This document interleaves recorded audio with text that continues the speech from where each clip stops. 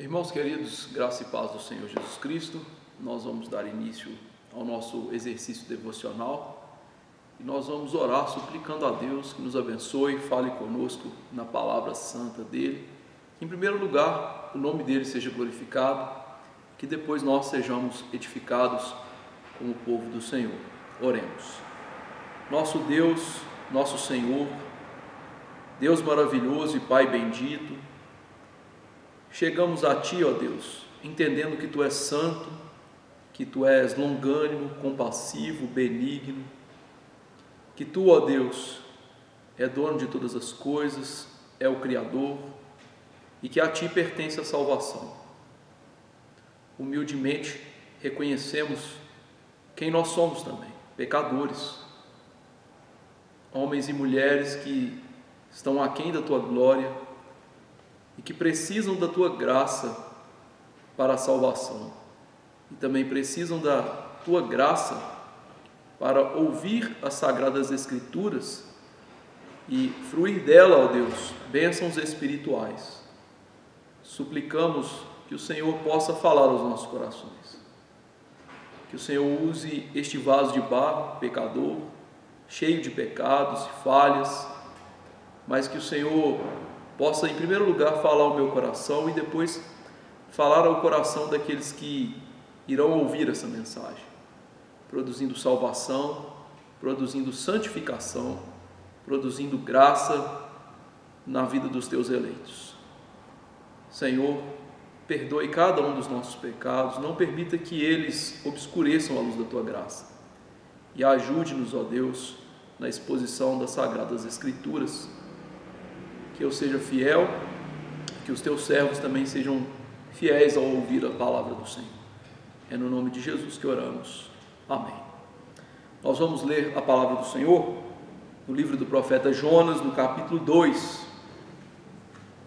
Eu lerei e diz assim as Sagradas Escrituras: Então Jonas, do ventre do peixe, orou ao Senhor seu Deus e disse: Na minha angústia clamei ao Senhor e Ele me respondeu. Do ventre do abismo gritei, e Tu me ouviste a voz, pois me lançaste no profundo, no coração dos mares, e a corrente das águas me cercou.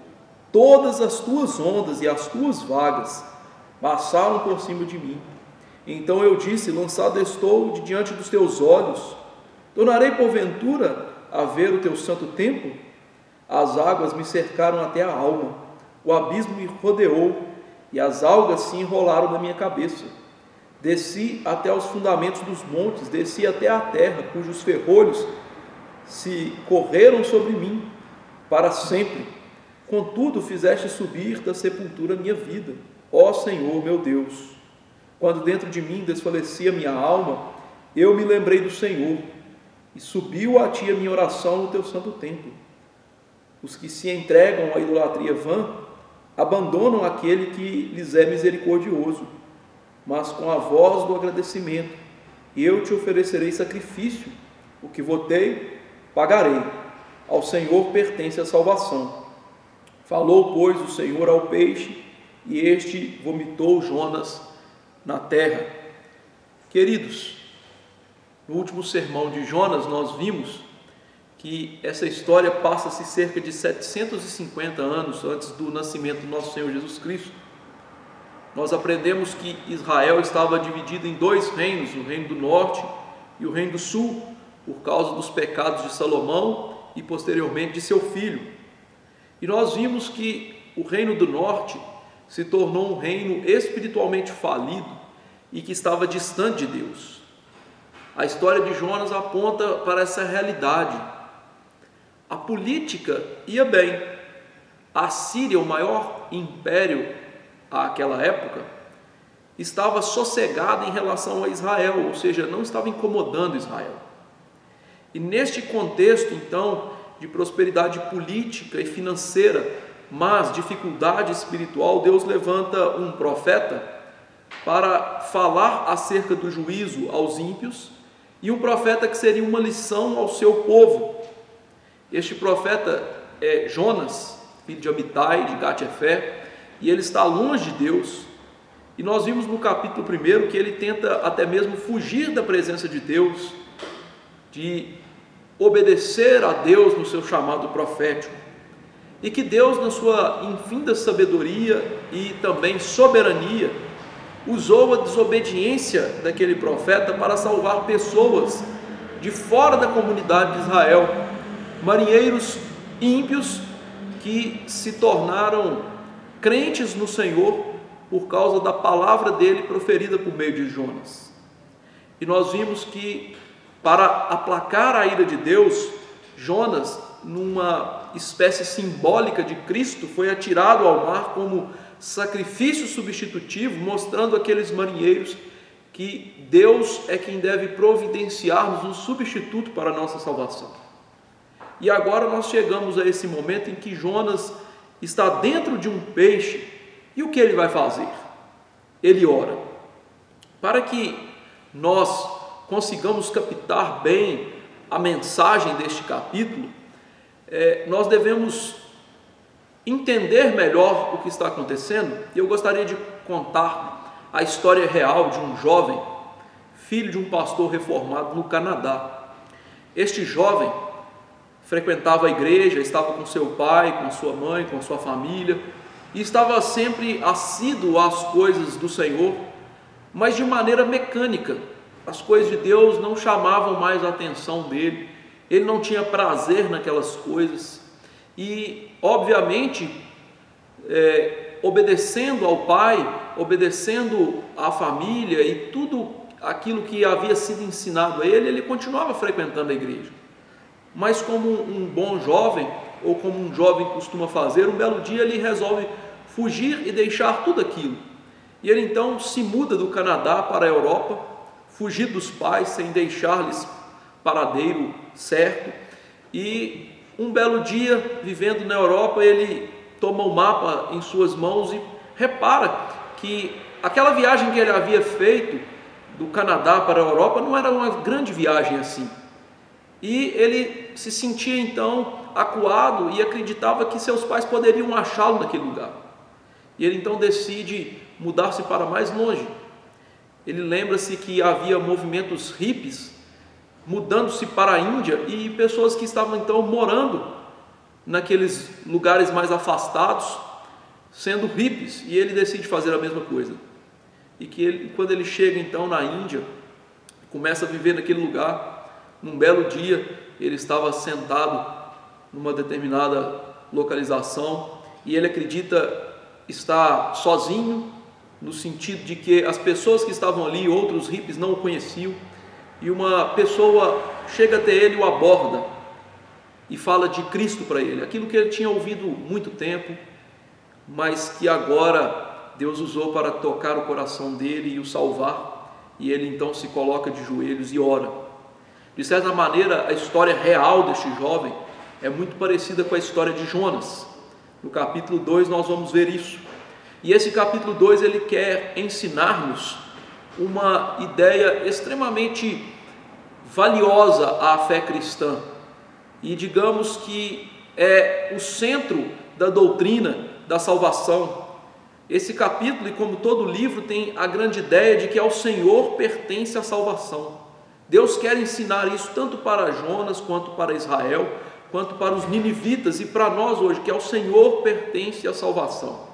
E nesse texto nós temos 3 elementos que vão nos ajudar a entender esta verdade, que ao Senhor pertence a salvação. O primeiro elemento, está no verso 1 e 2, é a realidade de que o Senhor leva a oração. Ou seja, o indivíduo que foi salvo por Deus, ele é levado por Deus a orar, a ter uma vida de oração. E antes de nós vermos isso com mais detalhes, eu tenho uma pergunta a fazer para cada um de nós. Você tem sido forçado a orar? Veja o que está acontecendo com Jonas. No final do capítulo 1, verso 17, Deus depara um grande peixe para engoli-lo e salvá-lo da tempestade do mar agitado. E no capítulo 2, verso 1, agora ele está dentro do peixe há cerca de 3 dias. E é então que diz o texto que ele começa a orar. Jonas, em nenhum momento nessa história, até este capítulo 2, verso 1, havia orado. Quando ele recebe a ordem divina para pregar em Nínive, nem mesmo aquele homem que era profeta do Senhor se colocou diante de Deus e orou a Deus, nem que fosse para argumentar, para dizer: Deus, como o Senhor pode me chamar para pregar em Nínive? Nosso povo precisa da palavra. Ele não fez. Isso nos ensina que aquele homem, até aquele momento, não possuía uma vida de oração, ainda que fosse profeta de Deus. E veja, queridos, que isso pode acontecer conosco. Nós podemos estar na igreja, viver na igreja, termos sido criados na igreja e não termos uma vida de oração. E que contraste nós temos aqui. Jonas não fala com Deus. Os marinheiros, que eram ímpios, tentaram falar com seus falsos deuses. E este homem que conhecia o Deus verdadeiro, chamado para ser profeta, sequer alçou a sua voz para falar com o verdadeiro Deus. Depois de serem salvos, os marinheiros, que não mais são ímpios, mas agora são marinheiros que creem no Senhor, que têm a fé verdadeira, oram ao Deus verdadeiro. E Jonas, mais uma vez, não orou. Então, lançado no mar para que tudo ficasse calmo, engolido pelo peixe, agora 3 dias depois, num lugar quente e mal cheiroso, e que ele está vivo de uma maneira miraculosa, é que ele vai orar. Mas veja como Deus está operando as coisas. Jonas está vivo na barriga de um grande peixe por 3 dias. Isso é um milagre. Tente imaginar estar num lugar fétido, quente, escuro, e que você não tem a mínima noção geográfica de onde você está, porque você está num lugar totalmente escuro, dentro de um peixe. E veja que Deus está mostrando para Jonas que ele é Deus, que Jonas ainda precisava de aprender muito sobre ele. E, queridos irmãos, nós devemos aprender isso. A disciplina de Deus para os seus filhos sempre nos leva a aprender mais sobre Deus e também sobre quem nós somos.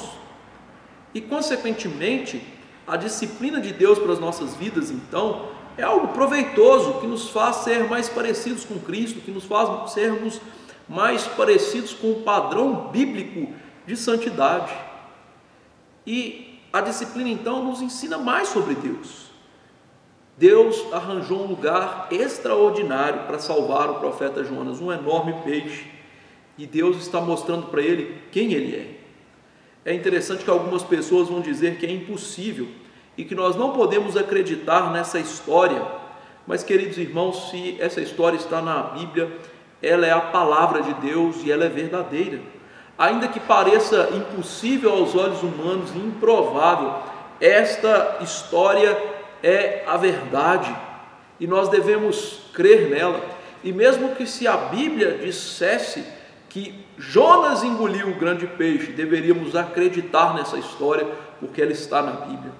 E vemos então o quanto as Escrituras Sagradas são importantes no processo de santificação e no processo de disciplina de Deus para as nossas vidas. Elas só vão mudar quando temos uma verdadeira crença no Deus das Escrituras, o Deus como ele é revelado nas Escrituras. Deus não muda o coração das pessoas que não escutam a palavra de Deus. E veja que a fé verdadeira, então, dos crentes verdadeiros, ela tem uma plena confiança na palavra de Deus. Ela crê no Deus da Bíblia, ela crê no Jesus da Bíblia, ela crê no pecado como a Bíblia diz, ela crê na Bíblia como um todo. Portanto, queridos irmãos, é extremamente necessário que creiamos nas Escrituras, para que esse texto faça sentido e nos transforme também, como Deus estava transformando Jonas naquele ventre mal cheiroso de um peixe. Jonas, então, o que ele poderia fazer ali? Nada, não é mesmo? Humanamente nada. Ele está completamente sem recursos humanos, está nas mãos de Deus. E, queridos irmãos, isso é essencial para que entendamos acerca da salvação. Deus opera nas nossas vidas quando entendemos que não há recurso humano nenhum em nós que possa fazer algo. Nós devemos nos ver realmente completamente sem perspectiva humana, mas entendendo que Deus pode fazer algo. E veja que Jonas não tenta fazer um grande truque no peixe para sair dali, ele não espeta o estômago dele, ele não faz nada. Hoje nós temos até psicólogo para cachorro, talvez haja nesse mundo psicólogo para tubarões também, mas o que Jonas fez? O que ele podia fazer? Orou a Deus, não havia mais nada a se fazer. E veja que Deus os forçou então a orar. Ele não possuía uma vida de oração, e às vezes também nós somos forçados a orar pelas situações ruins da vida. Não é certo que oremos somente nesses momentos, não é certo que necessitemos de Deus para nos forçar a orar. A oração deve ser algo natural naqueles que são verdadeiros crentes. Eles devem entender que a oração é primaz na vida cristã, que é de suma importância, que é um santo dever, mas também um santo privilégio de achegar-se ante ao trono da graça com o verdadeiro Deus. E Jonas então aqui, forçado a orar, vai experimentar destes benefícios. E eu pergunto: o que é orar? É voltar-se a Deus de todo o coração, é falar com Ele, é exprimir em palavras sinceras aquilo que está no nosso coração. Segundo o símbolo de fé de Westminster, a resposta 98 do Catecismo Breve é um oferecimento de nossos desejos a Deus, no nome de Cristo, com o auxílio do Espírito Santo, com a confissão de nossos pecados e um grato reconhecimento das misericórdias de Deus. Esta oração verdadeira mostra a dependência que temos de Deus, um senso de que somente Deus pode nos atender. E veja que um coração que não ora é um péssimo sinal, mas um coração que ora é um bom sinal, porque significa que é um coração regenerado. Deus aqui forçou Jonas a orar, e dentro do peixe aquele homem orou, e Deus o respondeu. Mas saibamos, queridos, que esta oração que provém de um coração regenerado não é uma oração qualquer, é uma oração feita de todo o coração e com humildade. A oração verdadeira, ela está em choque com uma falsa oração. Jesus certa vez ensinou sobre isso em Lucas 18, 10 a 14, que diz o seguinte: 2 homens subiram ao templo com o propósito de orar, um fariseu e o outro publicano.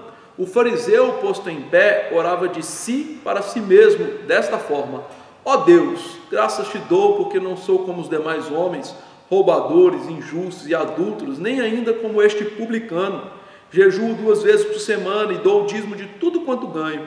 O publicano, estando em pé, longe, não ousava nem ainda levantar os olhos ao céu, mas batia no peito, dizendo: ó Deus, sê propício a mim, pecador.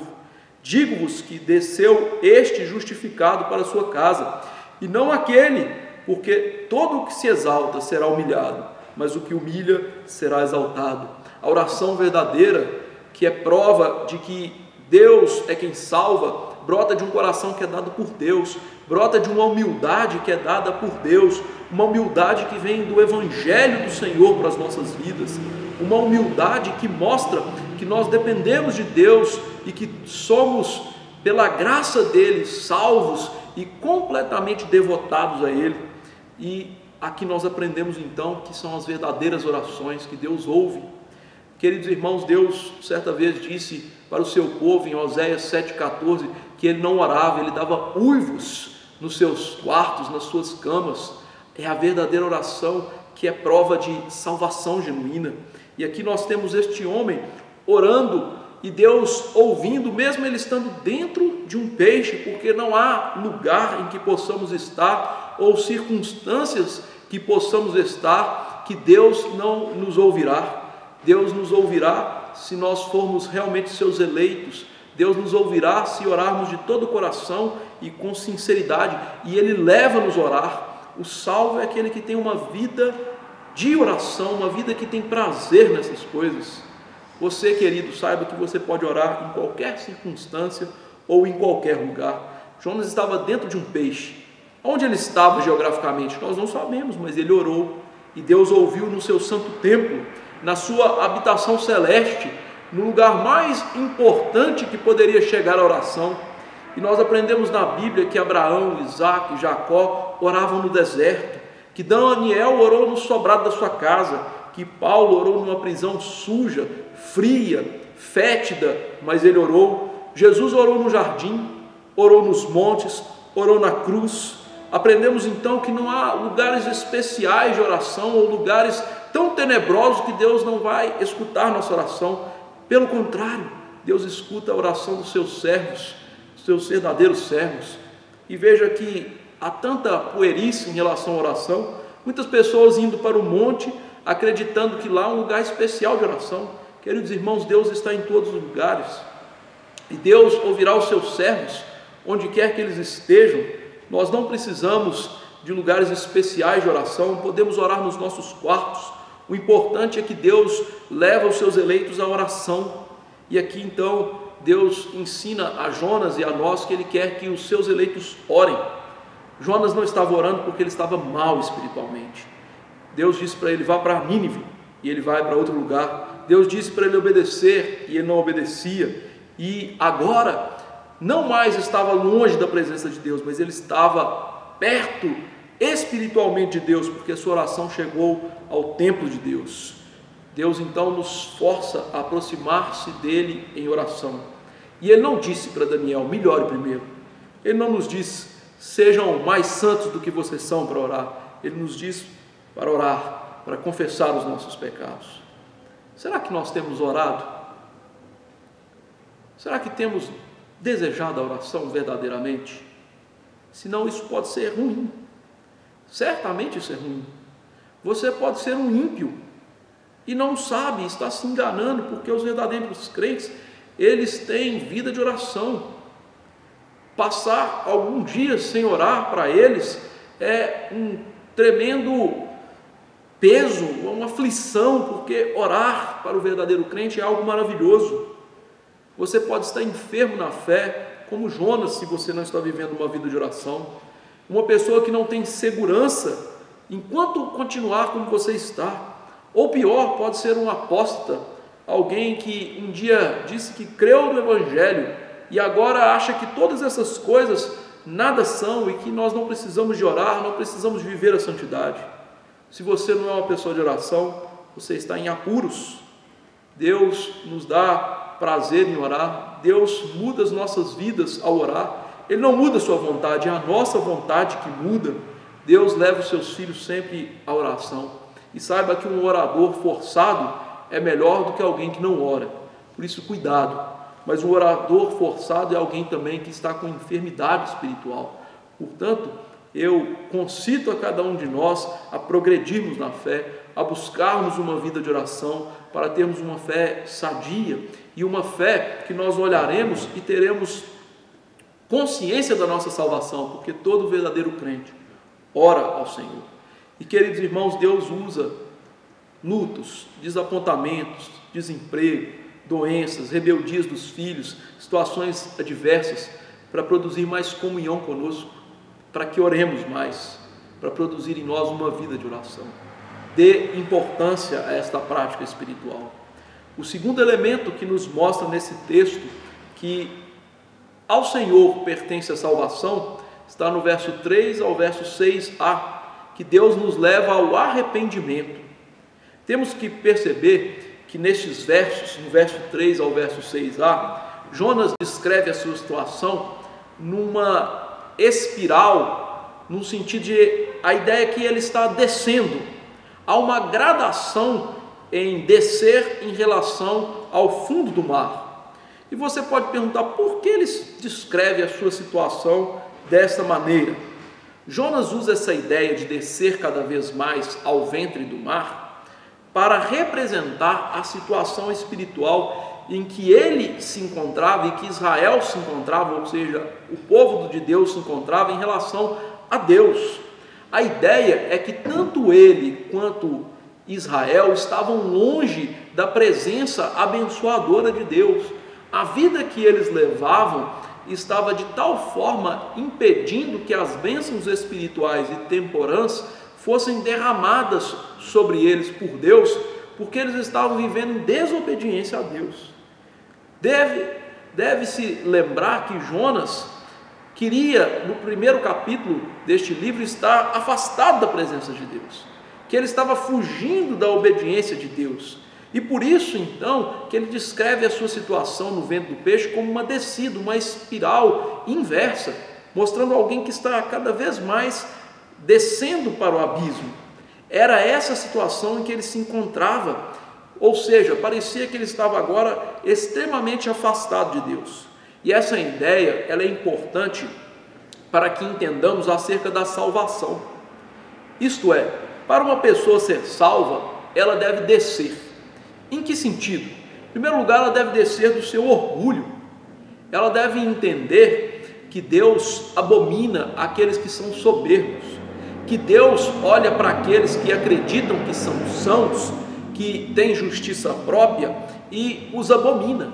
E a salvação só pode chegar às pessoas se elas descerem do seu orgulho, do pedestal de justiça própria, e entenderem a real posição da sua vida. E em segundo lugar, descer tem a ver com entender como nós estamos mal em relação ao pecado. É necessário que nós reconheçamos diante de Deus a verdade segundo o prisma de Deus, e não segundo aquilo que pensamos de nós mesmos. Nós nos achamos bons demais, nos achamos melhor do que os outros, como vimos aqui o fariseu olhando. Por isso, queridos irmãos, diria o puritano George Swinnock, que a verdadeira fé e o verdadeiro arrependimento têm duas mãos. Com uma mão nós nos despimos da justiça própria, tiramos a capa de orgulho, de pretensão, de achar que podemos fazer algo, e com a outra mão nós nos vestimos, nos apropriamos da justiça de Cristo e entendemos quem nós somos e quanto precisamos de Cristo. Por isso nós precisamos de descer para encontrar a Deus, precisamos de deixar o orgulho, entender qual é a nossa situação para encontrarmos a salvação. Cristo só será belo aos nossos olhos, Cristo só será agradável ao nosso coração se entendermos o lamaçal do pecado em que estamos, e se entendermos que Ele, o Rei bendito, vem a nós nesse lamaçal para nos salvar. É por essa razão, queridos irmãos, que quando Paulo escreve a sua carta aos Romanos, ele começa em primeiro lugar descrevendo a maldade dos homens, para depois falar com mais propriedade e extensão do Evangelho. A conclusão que Paulo chega em relação a quem nós somos e nos levando a descer, está em Romanos 3, 9 a 20, que diz o seguinte: que se conclui? Temos nós qualquer vantagem? Não, de forma nenhuma, pois já temos demonstrado que todos, tanto judeus como gregos, estão debaixo do pecado.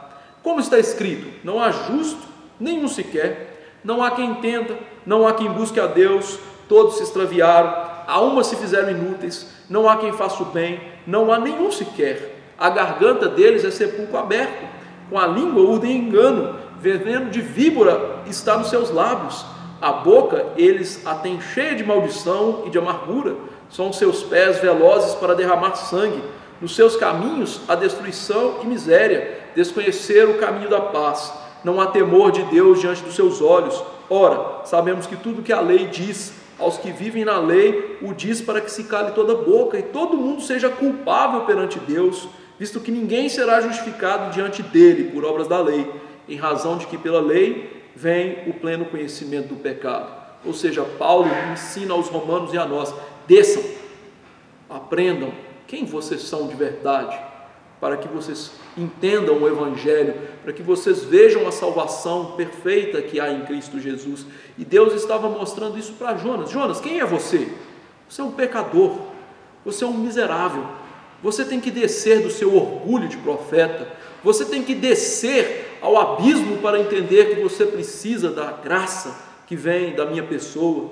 E queridos irmãos, sabemos que tudo isso que Deus nos mostra para que confessamos diante de Deus essa nossa pecaminosidade, essa nossa natureza que odeia Deus, que foge de Deus. Por isso a primeira parte da oração de Jonas é uma confissão, mas é tão maravilhosa essa confissão que Jonas percebe a ação divina em fazê-lo descer. Ele mostra que o próprio Deus o lançou no mar, ele mostra que o próprio Deus o envolveu naquele mar, que as algas de Deus, que o mar de Deus, que o peixe de Deus o engoliu, ou seja, ele entendeu que Deus o estava levando à confissão de pecados, que Deus o estava levando à transformação da sua vida.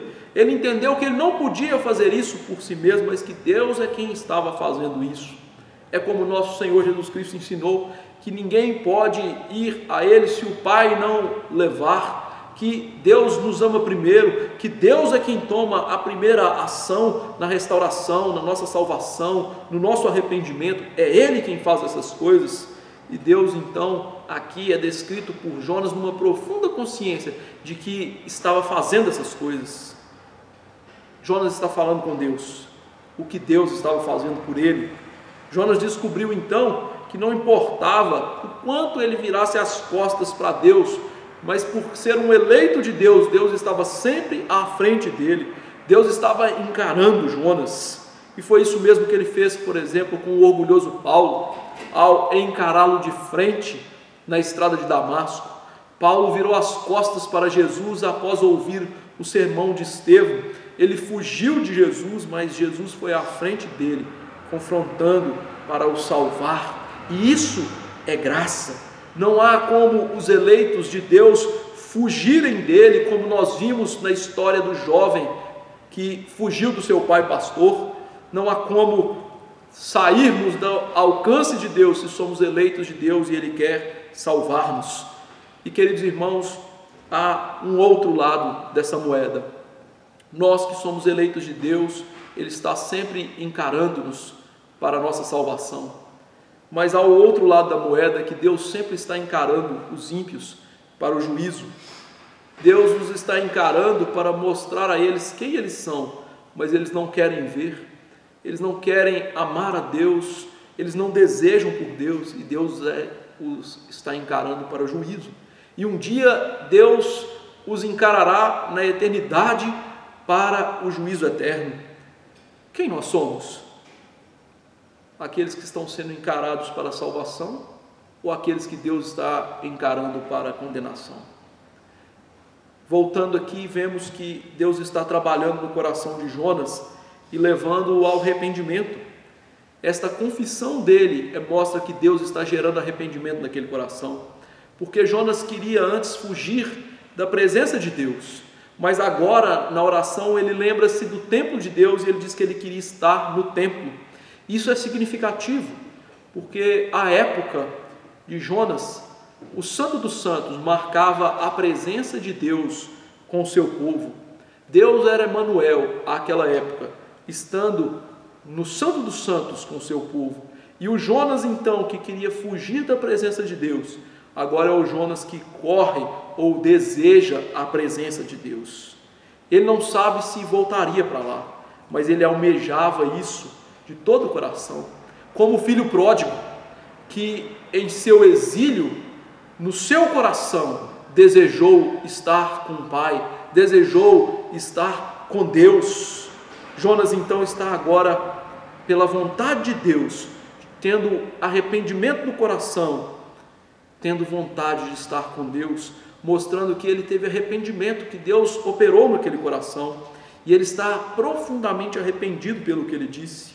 Ele se arrependeu de tentar fugir da obediência de Deus. E vemos que Deus então está trabalhando no arrependimento. E isso ensina que Deus, em primeiro lugar, é quem trabalha no nosso arrependimento. Sem a ação de Deus, nós jamais veremos a nossa real situação de pecado. Nós não veremos o quanto precisamos de Deus. Sem a ação de Deus, nós jamais perceberemos que a vida ímpia é fugir da presença de Deus. Sem a ação de Deus, nós jamais perceberemos que odiamos a Deus, como disse Lutero, que quanto mais ele tentava garantir a sua salvação pelas obras, mais ele percebia que ele odiava a Deus. Sem a ação de Deus, jamais vamos amar a presença de Deus e ir até Deus. O que nós estamos vendo é Deus transformando o homem, transformando Jonas. Mesmo que a vontade dele era estar no templo, a situação não era essa. Jonas estava afundado num peixe no meio do mar, e ele ainda deseja estar no templo, mas ele tem profundezas. Por isso ele descreve essas profundezas como um ferrolho que não o deixavam sair dali. ele está acorrentado para a morte. Essa era a sua conclusão, mas essa não era o final da história de Jonas. Deus está usando tudo isso, o mar, o peixe, para gerar arrependimento, e ele se arrependeu. Mas a pergunta é, o que é esse tal de arrependimento verdadeiro?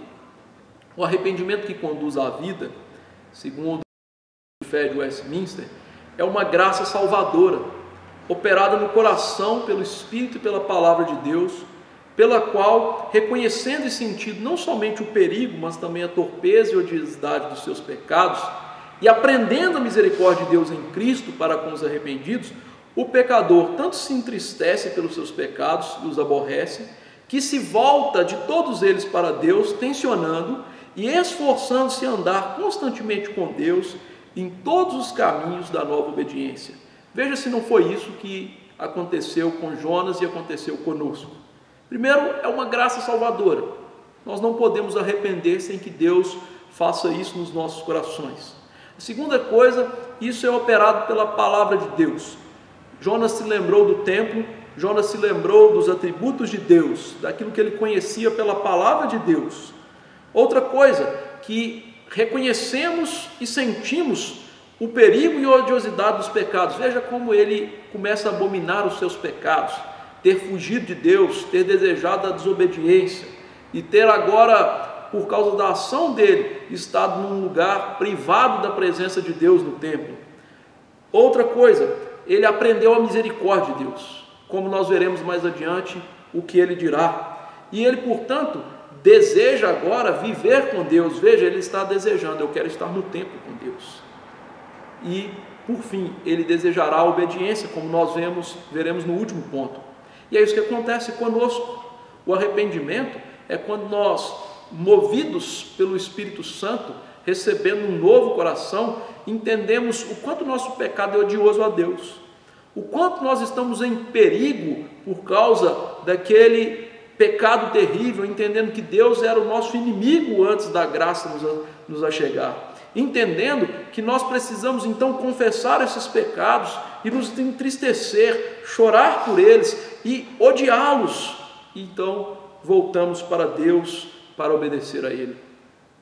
Se vocês que me escutam hoje ainda não sentiram, não tiveram esse arrependimento, Deus não os operou, que Deus possa ter misericórdia de vocês, que Deus possa gerar isso no coração de vocês, porque devemos entender que nós temos grandes problemas nessa vida.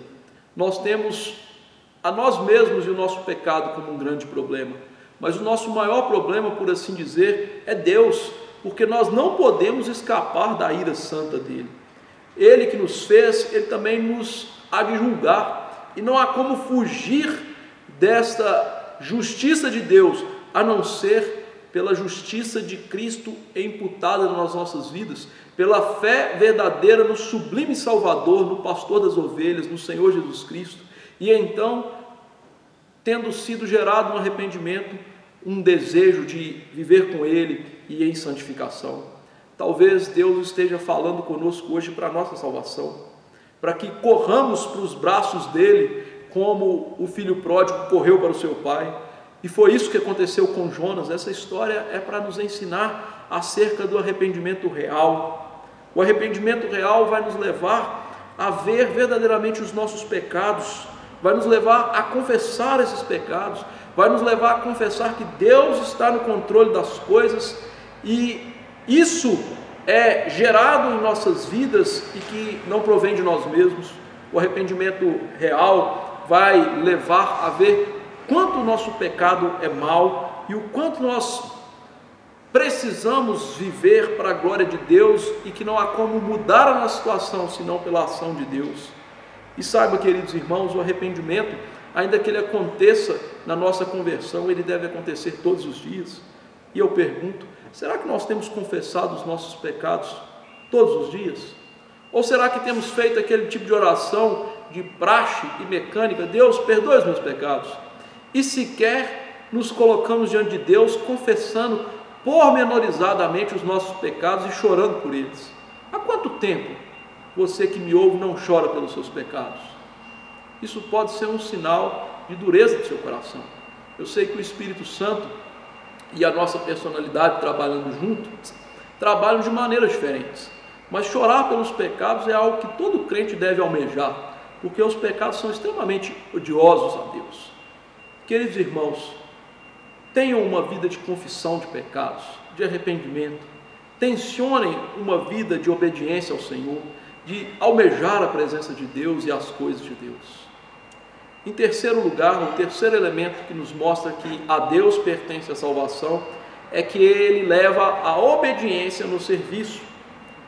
E veja, queridos irmãos, o quanto esse ponto é importante. Ele faz o equilíbrio naquilo que Deus operou até agora em Jonas. Por que isso? Há nos nossos dias uma tendência muito forte de acreditar o seguinte: Deus me salvou, ok, eu já creio em Jesus Cristo, mas então eu posso viver minha vida da maneira como eu bem entendo. Eu não preciso prestar contas ao pastor da igreja, ao conselho da igreja, nem mesmo a Jesus Cristo eu preciso prestar contas. Eu não preciso dessa vida de palavra de Deus, de obediência. E esta é uma grande mentira. Isso é uma falácia daqueles que jamais foram alcançados pela salvação e para a salvação. Por isso esse ponto vem complementar a ideia de arrependimento. Nós aprendemos que o arrependimento não só leva ao afastar-se do pecado, mas leva também à obediência. É isso que nós vamos ver aqui nesse último ponto. Jonas agora reconhece que a salvação foi operada por Deus. Nos versos anteriores, nós vimos a sua confissão e nós vimos o quanto ele considerava a chance da salvação da sua vida algo pequeno. Mas tudo vai mudar. Por quê? Ele está então descendo para a morte, mas Deus salvou a vida desse homem da morte certa. E Deus fez isso, irmãos, ouvindo a oração de Jonas. Ele estava quase morto, mas ele, movido por Deus, eleva a sua voz a Deus, que chega no templo do Senhor, e Deus agora vai operar nessa situação para produzir também salvação física dele. Ele não possuía uma vida de oração, mas nesse grande aperto Deus o leva a orar, e ele então, diz o texto, se lembra de Deus. Lembrar aqui, queridos irmãos, não significa trazer à mente algo que se tem esquecido. Por exemplo, quando nós esquecemos onde colocamos a chave do carro, eu tenho a tendência de perder as chaves do carro. Minha esposa tem que constantemente me lembrar de onde eu as coloquei. Isso é esquecimento. Aqui, lembrar tem a ver com um relacionamento pactual. Significa que Jonas veio à mente, ao coração dele, o relacionamento com Deus, e ele foi inundado daquilo que Deus verdadeiramente é, das qualidades de Deus. Por isso, ele lembra-se aqui que Deus era benigno, longânimo, compassivo, e enfim, ele lembra-se dos atributos de Deus, sobretudo do atributo peculiar de Deus, que é o atributo dele ser salvador, misericordioso para com seu povo. É curioso que o reformador João Calvino gostava de ilustrar esse tipo de situação, dizendo que é função peculiar de Deus ser o nosso Salvador.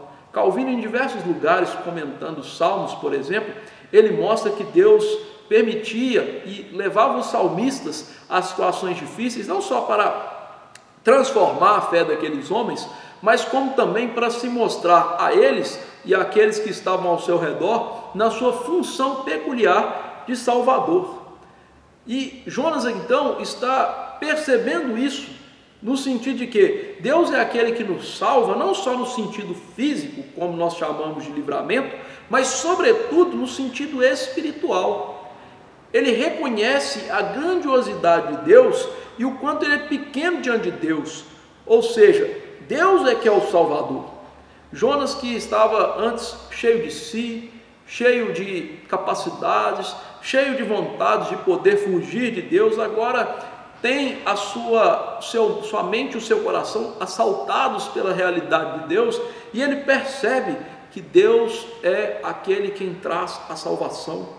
Jonas, que queria estar no templo físico, pela sua oração, foi levado por meio do mediador do pacto da graça, o nosso Senhor Jesus Cristo, além do véu, chegando-se a Deus, ao templo celestial, e lá, orando a Deus, ele está onde realmente se importa, na presença de Deus. Lembre-se que esta realidade, ela foi descrita de maneira simbólica por Salomão ao dedicar o templo. Quando aquele servo do Senhor dedicou o templo, ele enfatizou na sua oração que Deus pudesse ouvir as orações que fossem feitas ou naquele lugar, ou nas orações que fossem direcionadas para lá. Por isso Daniel na Babilônia orava voltado para Jerusalém, para o templo. Mas esta atitude simbólica mostrava uma atitude espiritual por trás de tudo aquilo. Ou seja, que quando oramos, nós nos achegamos ao templo celeste, somos pela mediação perfeita de Cristo, levados à presença de Deus espiritualmente, e lá expomos a Deus as nossas aflições, e Cristo, como o mediador que sempre é, nos intercede ou intercede por nós.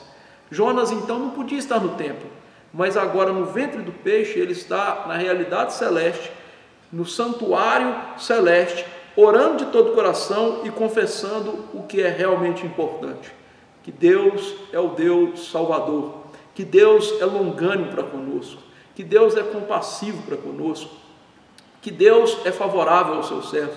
Veja, irmãos, muitas vezes nossas lutas e dificuldades na fé provém de uma fé tacanha e de realidades espirituais tacanhas na nossa vida. Os puritanos eram mestres em meditar na palavra e, sobretudo, nos atributos de Deus. Eles liam a palavra de Deus e viam os atributos de Deus, e este os tomava, e isso os levava a orar intensamente, a buscar a Deus mais intensamente. E o que está acontecendo aqui com Jonas é isso. Ele veio à mente dele, óbvio, pela ação do Senhor, os atributos de Deus, e ele então vai até a presença de Deus com o coração inflamado, orando a Deus pela sua salvação e para a sua segurança. E veja que ele percebe então algo que faz aqui um contraponto. Ele fala de homens que são entregues à idolatria, e ele percebe que estes homens que se entregam à idolatria, eles não desfrutam do favor de Deus. Na verdade, pessoas que creem em deuses falsos não podem receber o favor especial de Deus. Eles colocam outros deuses diante de Deus, quebrando, por exemplo, o primeiro mandamento, o segundo mandamento. E veja que há aqui um risco para nós. Até mesmo aquelas pessoas que se dizem crentes, mas amam mais as outras coisas do que a Deus, estão incorrendo no desagrado de Deus. Jesus certa vez nos disse que aqueles que não amam a Ele mais do que seus pais, a sua família, não são dignos dele. A idolatria no coração é algo extremamente tenebroso e difícil na nossa relação com Deus. Por isso, queridos irmãos, nós devemos certamente pedir a Deus e meditar nos seus atributos santos para que Ele remova os ídolos do nosso coração. Mas Jonas aqui mostra que essas pessoas que se entregam à idolatria, que vivem a idolatria, que não lutam, não desfrutam do favor de Deus, da benignidade de Deus, da graça de Deus nas suas vidas. Pelo contrário, Deus não os leva ao seu favor, ao seu seio paternal. E, queridos irmãos, por consequência, a misericórdia não é dada a eles, porque eles não buscam aonde podem encontrar. Na verdade, eles sequer buscam a misericórdia de Deus. Hoje nós temos esse papo no evangelicalismo moderno que os homens estão sedentos por Deus. Isso é uma grande mentira. Os homens que são ímpios, que não são nascidos de novo, eles odeiam a Deus, eles gostariam de ver Deus morto, por isso eles matam a Deus em todos os seus caminhos, em vez de reconhecê-los nos seus caminhos. Mas Jonas aqui mostra para a gente que ele buscou a salvação onde se pode encontrar. Sua oração, na verdade, agora se torna uma expressão de louvor, falando de Deus, falando do que Deus pode fazer pelos seus eleitos, e portanto ela se torna uma oração de engrandecimento de Deus e agradecimento por Deus, porque Jonas reconhece que Deus é quem pode fazer coisas que nós não somos capazes de fazer, e isso deve ser motivo de gratidão aos crentes, sobretudo, queridos irmãos, aqueles que percebem os grandes livramentos de Deus. Mas não só isso, queridos, nós devemos começar também a agradecer pelas pequenas coisas do dia. Há quantos irmãos que tomam refeições e nem sequer agradecem a Deus numa oração rápida? Jonas está aqui nos ensinando que esta salvação, que agora é obediente, ela se mostra através desses atos de louvor, de oração, de agradecimento, de gratidão a Deus. Aqueles que são salvos são agradecidos, porque eles percebem a miséria, percebem os seus pecados, percebem quanto são desgraçados e o quanto precisam de Deus. E por isso, ele aqui, queridos irmãos, promete obediência a Deus, mostrando o seu arrependimento verdadeiro. Ele diz: olha, eu vou fazer sacrifícios a Deus. Sacrifícios aqui que possuem caráter de ações de graças. Ou seja, eu quero agradecer a Deus por que Ele está fazendo da minha vida. E veja que Ele está dentro de um peixe. E aqui, já de maneira antecipatória, Ele está dizendo: eu vou agradecer a Deus. Eu sei que Deus ouve as orações. E Ele então, queridos irmãos, diz: o que eu votei, pagarei. O que Ele vota? O texto não narra aqui, mas nós podemos ter uma ideia que Ele fez o chamado voto profético. Ou seja, aqueles que eram profetas de Deus, eles faziam um voto de obediência na pregação da palavra, se comprometiam a obedecer a Deus e serem fiéis na entrega da palavra de Deus. O que Jonas havia desobedecido, porque ao receber da incumbência para pregar em Nínive, ele desobedece e vai para o outro lado. Então ele está aqui renovando o seu voto de pregação, o voto profético. E ele está então decidido em obedecer a Deus. Lembre-se, ele fugiu da obediência de Deus no capítulo 1. Ele descumpriu a obrigação do profeta. E isso aqui então nos mostra que Jonas realmente foi alcançado pela transformação que Deus operou na vida dele. Ele agora aceita a sua incumbência profética, e essa incumbência profética deveria ser pautada pela seguinte mensagem que ele diz aí no capítulo 2, verso 9: aquilo que ele aprendeu, ao Senhor pertence a salvação. Se isso vale para um sentido físico, sobretudo vale para um sentido espiritual. Ninguém nessa vida pode se salvar. Nenhuma pessoa desse mundo pode fazer obras de justiça para salvar-se. Pelo contrário, todos nós merecemos a ira de Deus, mas Deus salva pessoas por meio de Jesus Cristo. Tanto Jonas quanto você e eu, nós somos salvos em Jesus Cristo. Jesus Cristo, irmãos, recebeu a ira de Deus para que nós fôssemos feitos justiça de Deus. Jesus Cristo levou naquele Calvário, naquela cruz, toda a ira que estava destinada a nós, para que Deus pudesse imputar, declarar como nossa a justiça dele, para que assim fôssemos salvos. A salvação não é pelos nossos feitos, a salvação pertence ao Senhor, e Deus demonstra misericórdia a quem lhe apraz. Nada que façamos pode merecer o favor divino. Não há salvação fora de Cristo. Jonas recebeu a salvação que veio de Cristo. Nós recebemos a salvação que vem de Cristo e não de nós mesmos. Jesus é quem levou a ira de Deus no lugar de Jonas. Jesus é quem levou a ira de Deus em nosso lugar. E Jonas então pretende pregar o Evangelho. O Evangelho de verdade diz: ao Senhor pertence a salvação. E ele agora está pronto então para pregar a palavra de Deus. E assim Deus fala ao peixe que vomita o profeta na terra. Jonas está agora de novo onde deveria estar. Seu arrependimento foi real, ainda que imperfeito. Nós veremos depois no próximo sermão que Jonas é um homem imperfeito. Ele está novamente andando com Deus, mas ele ainda não anda perfeitamente com Deus, como nós vamos ver. Ele foi restaurado por Deus, ele foi salvo por Deus, ele entendeu a salvação verdadeira, mas isso não o tirou do caminho da obrigação. Veja, irmãos, o peixe vomita o profeta na terra, e a primeira coisa que acontece é: veio a ele a palavra do Senhor, significando o quê? Todo homem que é verdadeiramente perdoado tem que fazer a vontade de Deus. Ele não pode fazer aquilo que apraz ao coração pecador, ele deve fazer aquilo que apraz ao coração de Deus segundo a sua palavra. Um homem perdoado deve buscar fazer a vontade de Deus. Aqueles que são verdadeiramente salvos são aqueles que obedecem a Deus. Jesus ensinou isso em João 14, 21. E veja, essa é a descrição da salvação que Paulo dá. Ele diz em Efésios 2, 8 a 10, porque pela graça sois salvos mediante a fé.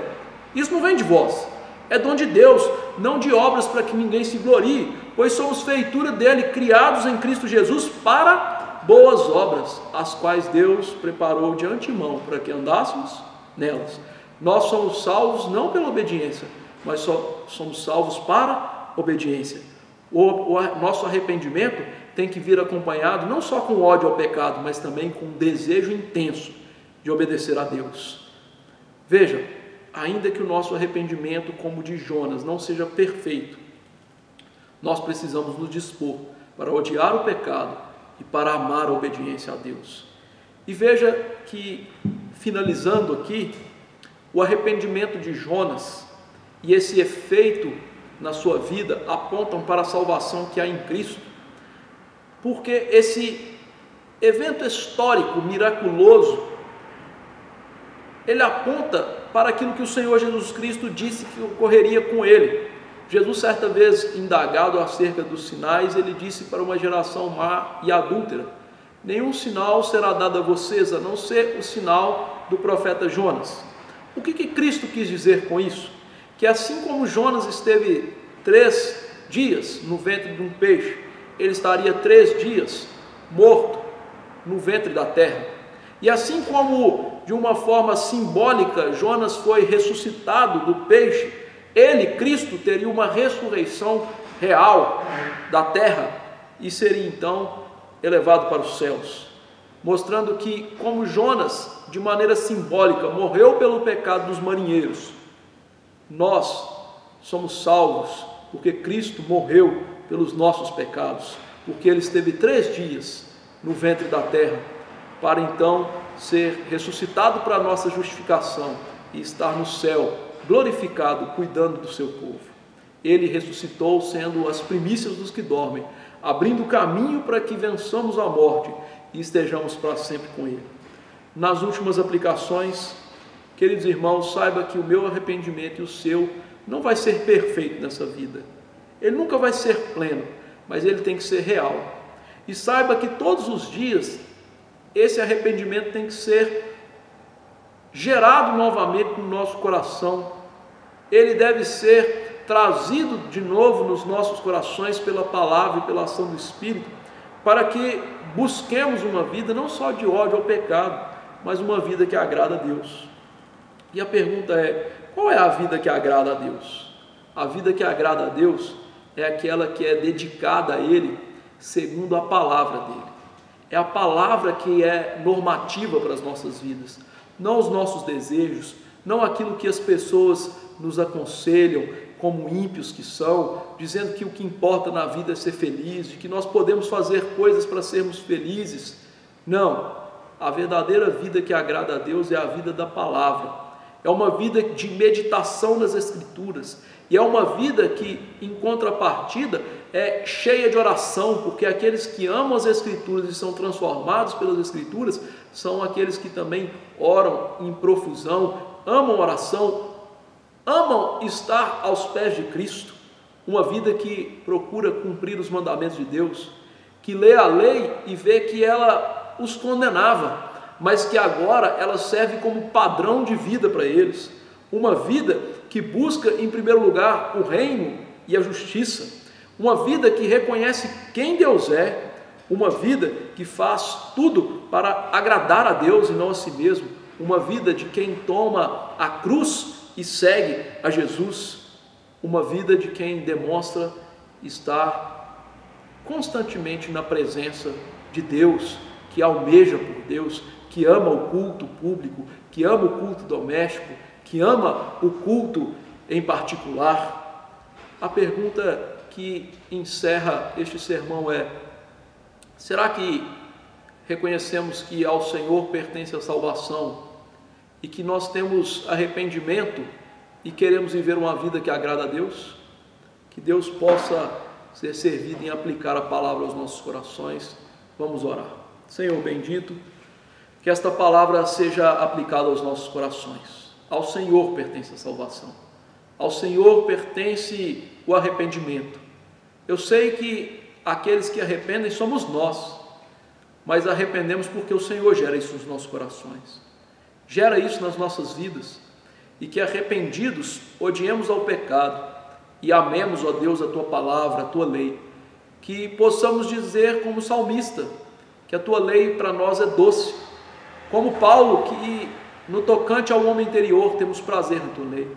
Que possamos, ó Deus, buscar uma nova obediência ao Senhor, uma nova vida de santidade, uma vida, ó Deus, que reconhece a Ti em todos os caminhos, e uma vida, ó Deus, que prega a palavra, a verdade. Ao Senhor pertence a salvação. Abençoe, ó Deus, aqueles que nos ouvem, derramando graça salvífica, derramando transformação, e faça isso também no meu coração. Ajude-nos, ó Deus, nós Te imploramos. Abençoe as famílias de oração, ó Deus, dessa semana. Que o Senhor santifique as nossas famílias da igreja. Que o Senhor faça as famílias da igreja famílias segundo o padrão bíblico. Que os homens possam amar as suas esposas como Cristo. Que as esposas sejam submissas aos esposos como a igreja o é a Cristo. Que os filhos sejam obedientes aos pais como aos crentes se requer que obedeça ao Senhor. Abençoe os aniversariantes, derrama sobre eles graça, um coração sábio para contar os dias, um coração, ó Deus, temente ao Senhor e alegre nas coisas do Senhor. Abençoe-nos, ó Deus, nós Te imploramos, em nome de Jesus. Amém.